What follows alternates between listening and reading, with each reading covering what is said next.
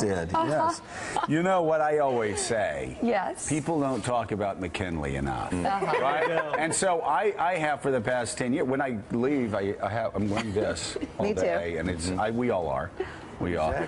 What the hell, Karl Rove?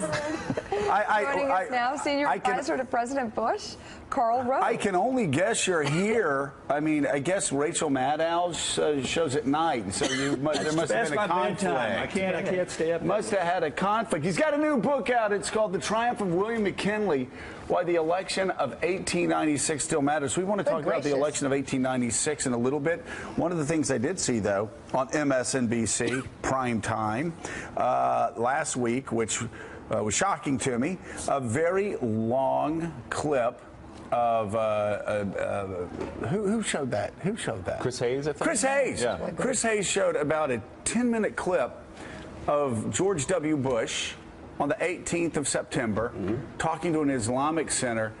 It was riveting. On Massachusetts Avenue, Northwest. It was riveting. Talking, and I was just saying, you can do two things at once. You can fight a war on terror, and you can also call out people who are xenophobic in your own party, in your own country. Well, and you can also challenge the Muslim community to help confront Islamic terrorism, which is what he did. And, you know, you can both say this is not us against Muslims, but you can also say this great religion has a responsibility to confront those who would attempt to pervert its tenets and in support of violence. Are you concerned about the direction of the Republican Party right now? Yeah. The xenophobia? Well, I'm concerned about the direction of some Republican candidates. Let's not say it's the Republican Party. I mean, you Democrats could sit there and say we're concerned about the Democratic Party if they think Bernie Sanders is going to be the nominee. But yeah, I'm worried about what specifically? Candidates. Well, look, Republicans are not going to win this next election by finding a missing magic cache of conservative voters who have heretofore loyally supported us,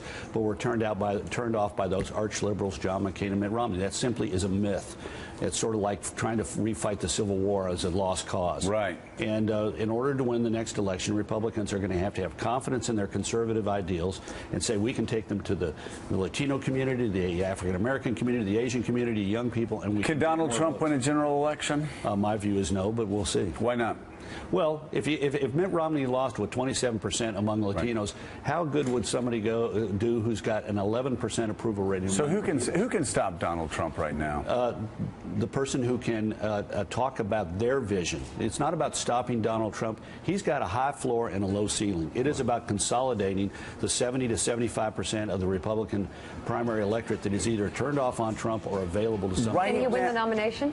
Pardon me? Can he win the nomination? Oh, sure he can. I mean, you can make a case that probably 6 or 7 people can make the nomination. Do I think it's likely? No. So, Karl, and again, I'm sure you've got your favorites. I'm curious, though, who, if you look at the blocking and tackling of politics, we've been talking a lot about Ted Cruz lately. And you should be.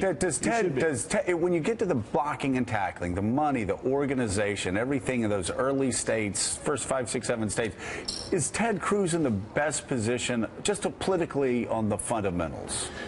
In one state, yes, Iowa, but not necessarily in more than one state. He's sort of made the bet that he's going to try and he's going to be the guy who he's counting on Trump collapsing and him inheriting his people, which is why he doesn't say bad things about him, goes out of his way to say, I'm saying nice things about him. Right. It's pretty cynical, and I suspect that Trump has got that this is a guy who really does it, who's counting on him failing. Right. But the interesting thing to me is that in Iowa, he has been meticulous and built the caucus organization like a caucus organization. So he's doing well there. Two different styles. You got Trump going in, gigantic events. Right. A couple of them. Cruz going at it the traditional way. I'm going to cover as many counties as possible, build the teams that will get the people in each precinct. There's a shocking story yesterday in the New York Times, shocking because they actually said something nice about Chris Christie, talking about possible comeback with Chris Christie. Who is doing the same thing in New Hampshire. Yeah. Can Chris Christie come back? Look, yes, theoretically, all of it. Will they? Yeah. I don't know. That's what makes this so exciting. We've never, think about this, in the history of the Republican Party, never had, even back in the days in which we had all these favorite son candidacies, we never came close to 17 candidates. We got 14 left today, and you can make a plausible case that 5 or 6 of them have a way, or 7 of them can make a way to the nomination. But it requires lightning to strike. But in this election, lightning is going to strike for somebody. Karl, you're obviously intimately familiar with the Bush family. What's going on with Jeb Bush? He can't get above 5 or 6%. You use that word intimately, I think might be slightly inappropriate, Willie. You understand the thinking and the internal politics of the Bush family, and nothing more than that, Carl. What's going on with him? Why can't he get above 5 or 6% anywhere? Well, in part because we have 17 candidates, and he had a bad debate, and it's been followed by 3 reasonably good weeks in which he's begun to sort of show who he is and let it all hang out. But he's in the barrel, and he's going to have to work his way out of the barrel. But he was a great governor. I mean, I say it every day. A great governor, one of the most competent, intelligent leaders I've ever seen in my life, and yet he's just not connecting this year. Why? Well, look, this is a mystifying election. We have a big part of the Republican electorate is just angry. They're so concerned about the direction of the country, of what they think the president has done or will do or is doing to the country. And they don't really care what you've done before. The question is, are you angry? Do you share that angst? And are you going to pick up a brick and throw it through the plate glass window? And right now, the guy who has sort of got a bunch of that among blue-collar Republicans is Donald Trump. Carl, but look, we are at an early place. I love how people say, well, look at this point at the beginning of December in 2012. Well, actually, go back to the beginning of November, because December 1st of 2011, we were going to start voting in January. Go back to the 1st of November, and we were starting Kane mania. We still had to go through Gingrich time. 666. 666-999. That's the Antichrist. Yes, the Antichrist. Aha, Nicole has now shown her. Exactly. You're in trouble. Can I ask you about something I said earlier? President Bush was always very wary of this strain of isolationism, whether it came. I remember when big trade deals were up, he was worried. Immigration, when we tried and failed. Can you talk about the effect that's had? The president has to be constantly talking about these things. He's got to be out there. The points you were making earlier about, sure, part of the problem with President Obama on terrorism and on concerns about refugees and concerns about trade deals is he doesn't talk about these issues.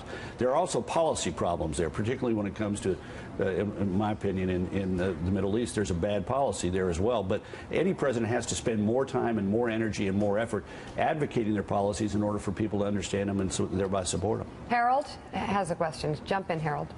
Carl, you mentioned that Governor Bush is having some problems. He's not had a good debate, but some bad debates, but trying to find his way back in. If it's not Jeb, who do you think can emerge? You said 6 or 7 candidates, but who would you say could emerge to take Trump down? Without articulate the vision you lay out. Look, let's have the. I'll put them in alphabetical order, which means it'll take me a few seconds here to figure it out. But there are candidates who can plausibly win the nomination: Bush, Christie, Cruz. I put Carson in there. Sorry, Kasich, Trump, and Rubio. Well, you're saying nothing. I mean, what's the answer of who could really break through without lightning? Nobody's going to break through without lightning. Somebody's going to have to have money. So then, if you're betting money on it, if I'm betting money, yeah, the top 2 right now that have the best shot. 3. Bush, Christie, Rubio, alphabetical order, or reverse alphabetical order: Rubio, Cruz, Bush. Is the secret in here? The secret is in there. The secret is in there. It's Donald Trump on the stump, tripling, quadrupling down on some of the stories that concern me. We can talk about that coming up. Should we get to the latest news overnight? Yeah, I mean, but your father. Well, I'm sure your father is now off of Trump, right? No. I mean, I'm being sarcastic. Yeah, I think Trump won the argument in the eyes of his supporters. I don't think any of his supporters were unsatisfied when he waved around that paragraph in the Washington Post. That was enough for his base, and I think he soldiers on. Well, I think also, again, we've been talking about it, I think post-Paris, all of the weaknesses that people are seeing really coming from leadership, they see Donald Trump as an anecdote. For good or bad, better or worse, blah, blah, blah. Trump is the antidote to weakness. And right now, for most Americans, Barack Obama epitomizes weakness. For people who love Donald Trump and support Donald Trump, they love what they saw over the last few days. He was defiant. He was indignant. He said, you know what, facts be damned, all this. Right. Here's what I believe. But think about the last 2 days. We've been mired in a debate over whether or not some Muslim Americans were tailgating on rooftops in New Jersey City or Paterson, New Jersey 14 years ago. It's just a bizarre race. Well, and if you're looking, if you're not paying attention to the primaries, but you think you're going to tune in the generals, does someone who can admit that they're wrong appeal to you or not? I'm not sure that the people that tune in down the road are going to find that an asset in the Republican. But he doesn't think he's wrong. That's the key.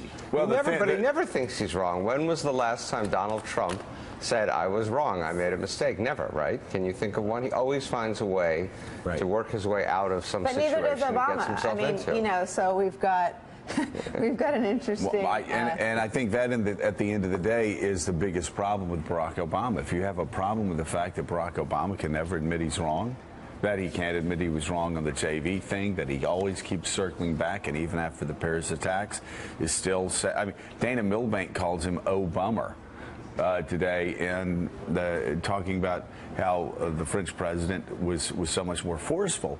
And so, yes, if you have a problem with somebody that can't ever admit they're wrong, well, that is the one thing that Donald Trump has in common with Barack Obama. They can't admit they're wrong. That said, every day that goes by that Americans consider Donald Trump weak, that feeds into Donald Trump. And that's why Obama. I'm sorry. Every day people think that Barack Obama is weak in his response. That only makes Donald Trump more powerful. It is, going back to the 1979 example, it is a Jimmy Carter, Ronald Reagan example.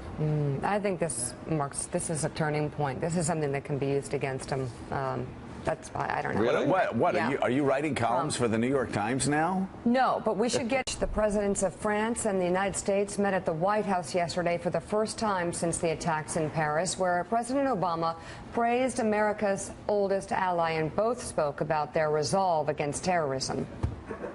When tragedy struck that evening, our hearts broke too. In that stadium and concert hall, in those restaurants and cafes, we see our own. In the faces of the French people, we see ourselves. We've never forgotten how the French people stood with us after 9/11, and today we stand with you. Nous sommes tous Français. As Americans, we all have a role to play in how we respond to threats. Groups like ISIL cannot defeat us on the battlefield, so they try to terrorize us at home, against soft targets, against civilians, against innocent people. Even as we're vigilant, we cannot and we will not succumb to fear. Nor can we allow fear to divide us, for that's how terrorists win. Americans will not be terrorized. A lot of reaction to this. Dana Milbank writes in the Washington Post, Barack Obama, President Obama. The two presidents stood in the East Room on Tuesday afternoon, united in their goal of defeating the Islamic State, but separated by a stylistic gulf as vast as the Atlantic. On the left, facing the cameras, was Francois Hollande, war president. On the right stood Barack Obama, President Obama. The importance of language was very clear at the White House on Tuesday, even in translation. There was little difference in their strategies for fighting the Islamic State, but Hollande was upbeat and can-do, while Obama was discouraging and lawyerly. It's not as if Obama lacks emotion or passion, but when he spoke of war and terrorism, it was to downplay and reassure. Maybe you can motivate people when you sound so discouraging, but it's hard. It's pretty remarkable that he wrote this column. This is exactly what you said on the phone to me after you saw the president yesterday. You said he can do this. You've seen him do it in Charleston. You've seen him do it after Newtown. You've seen him move an entire country. But you basically said, without saying the Obama, you basically said the same thing to me on the phone about the president as Dana Milbank was writing. You just didn't believe it. And the focus on style, to an extent, is fair, because it's a major part of leadership, the tone, the optics. Having said that, I think he's trying to strike a balance here that is multifaceted, to say the least. David Ignatius, what did you think of the president's comments? Because there is a tone issue. Do you think it still exists a day later? I know we were very strong on this yesterday before. I had a different reaction to President Obama's comments than did my colleague Dana Milbank. I thought the restrained tone at a time of war and crisis, especially with the shoot-down having happened that morning, was entirely appropriate. I thought he invoked the essence of what American values are and tried to talk not in a petty or political way, as he did last week when he was in Asia, about anti-Muslim rhetoric, but in a calm way that tried to speak to the country in a period of crisis, but didn't inflame sentiment. I think it's appropriate for America. This country's been hit, to come here with a lot of passion. I didn't find it inappropriate for Obama to be more Obama-like, more detached. That's who he is, I think, at his best. The point that really hit me, Mika, as I thought about these events, was the way in which the really inflammatory rhetoric of Donald Trump. When I talk to counterterrorism professionals who are working 24/7 to try to make sure they have contact with Muslim communities in America, to make sure they have trust, that people report what they're hearing and seeing, this kind of rhetoric really has the danger of breaking those relationships of trust. And I think President Obama is trying to speak to those communities in a reassuring way, appropriately, because that's what our law enforcement, FBI, and intelligence need in this period.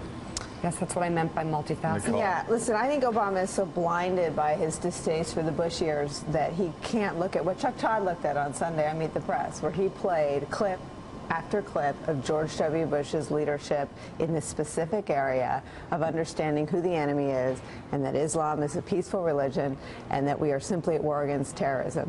I think that the Democratic leaders' inability to call the enemy what it is, they're radical Islamic extremists. No one running for president of the Democratic Party can say that. Obama's inability to stand in the world's grief and terror and channel anything productive. And then yesterday, the inability to muster any emotion standing next to a leader who has lost innocent civilians is that is the catalyst for the rise of Donald Trump. And David Axelrod said to us that every election is a reaction to the current president. The support for Trump is a reaction. Donald, President Obama showing restraint would be fine if President Obama had shown any emotion after these attacks, instead of being petty and petulant and going after people who are at 1.5% in the national polls. So I would understand a stylistic change, a change in dynamics yesterday, if he had ever shown any real emotion, instead of just petulant attacks against crazies on the far right who are irrelevant at the end of the day. Well, I agree with all that. His comments during his trip abroad were obviously not handled very well, and that exacerbated whatever you might have thought about what he did yesterday. But look, I think at the end of all this, the question is, what are we going to do? I think what the country, and part of the reaction to Trump is, Trump says, I'm going to do stuff. And so the question now, people want action. They want to see some response. They want to see us do something to deal with ISIS. And I think it's up to the president now to figure out what his strategy is and articulate it. And I don't think he's necessarily done that yet. And by the way, it's not just the media or the president's critics who didn't like what they saw. Andrea Mitchell reported yesterday that the French president himself was frustrated with President Obama's posture in the days after Paris, and that was sort of the backdrop of the meeting yesterday. I just want to ask you, David Ignatius, what you think the strategy is behind downplaying ISIS. And clearly it is a strategy, because we've heard it again and again that they don't have the capability to strike, that they're just killers with social media, that we shouldn't talk about them so much because it makes them feel important. What is the thinking, would you say, in the White House behind, at least publicly, saying those things? I don't hear a strategy to downplay ISIS. I do think that they are trying to put together a military campaign on the ground using proxies that will go after... David, I have to stop you, because your first sentence, and you know we've got the greatest amount of respect for you, but that just doesn't line up with the reality, with a president that called them, said they were JV, a president who said they were contained, a president who said on the weekend after the attacks in Paris that they couldn't strike America, they didn't have the capabilities, a president who then said the following week, after being criticized, that the media is partly to blame for puffing these people up, that they're just a bunch of bad guys and killers with social media. There is a strategy, David. I'm curious why you would say there is not a strategy in Barack Obama's mind, or at least administration, to downplay their ability to strike. Again, the strategy is announced, and it is slower than a lot of people, including me, think that it should be. I've been writing this for several years. But the question, David, to say there's no strategy is wrong. No, David. The question is, why is the president downplaying ISIS? It's a question we've been asking around this table for several weeks. It's not, we're not talking about military strategy at this point. We're trying to get into the president's head. And Willie's question goes to the question that Democrats like Dianne Feinstein are even asking. What is the president's obsession with downplaying ISIS's effectiveness? I think the JV comments were a disastrous mistake, and both the president and his director of national intelligence, James Clapper, have said we underestimated ISIS. That goes back now a year and a half. In the more recent period, what we've seen is the president looking at a bunch of things that haven't worked very well and saying, okay, we're going to do the things that work and we're going to stop doing the things that don't work. It is his style, to a fault, to be dry and detached. I mean, if we learn anything about the man in 7 years, that's who he is. He should be more political in every way. He would have been a more effective president, and I agree with that criticism here.